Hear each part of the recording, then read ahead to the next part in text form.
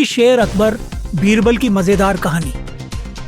बादशाह अकबर अपने पड़ोसी मुल्कों से अच्छी मित्रता रखते थे। ऐसे ही एक फारसी मित्र थे जो कि बहुत ही विशाल साम्राज्य के राजा थे। बादशाह और उनका मित्र दोनों एक दूसरे को अक्सर पत्र लिखा करते और एक दूसरे से मजाक चलती रहती। बादशाह अक्सर चुटकुले और शायरियाँ लिखकर भेजते और फारसी का राजा उनको अक्सर तोहफे भेजा करता। एक दिन फारसी के राजा ने एक ऐसा तोहफा और पत्र भेजा जिसको देखकर बादशाह चौंक गए। तोहफे के अंदर से एक पिंजरा और एक पत्र निकला। पिंजरे के अंदर एक शेर था। बादशाह ने पत्र खोलकर देखा तो उसके अंदर लिखा था कि इस शेर को कैसे भी करके बाहर निकालना है और इस पिंजरे को खोलना भी नहीं है, और अगर ऐसा नहीं किया तो हम आपकी सल्तनत पर हमला करेंगे।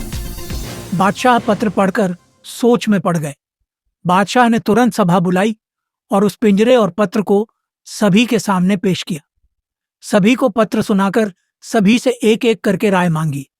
उस दिन बीरबल किसी सरकारी काम से बाहर गए हुए थे। अकबर को इस बात का अफसोस था कि बीरबल इस मुसीबत बला में उनके साथ क्यों नहीं है। पूरे दरबार में सभी एक दूसरे का मुंह देखने लगे।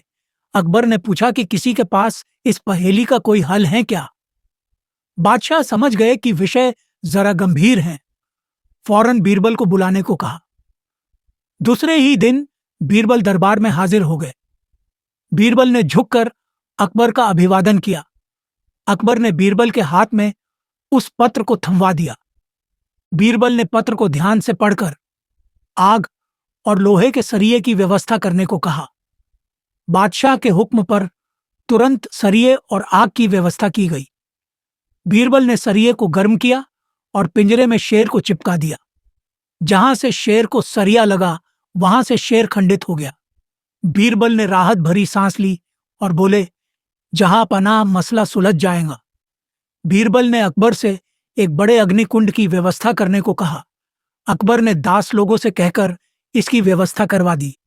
बीरबल के कहने पर उस पूरे पिंजरे को अग्निकुंड में रखवा दिया। बंद पिंजरे से पूरा शेर पिघलकर बाहर निकल गया। बीरबल की चतुराई पर बादशाह अति प्रसन्न हुए और पूछा कि बीरबल, तुमको कैसे पता चला कि इसके अंदर लाख का शेर है? जहां पनाह इस पत्र ने साफ साफ लिख रखा है कि इस शेर को पिंजरे से निकालना है, वो भी बिना इसको खोले, तो इसका मतलब है कि जरूर शेर किसी धातु का नहीं है। हमने तो केवल देखने के लिए सरिया मंगाया था कि क्या वाकई शेर पिघलता है कि नहीं। हमने सही अंदाजा लगाया और शेर पिघल गया।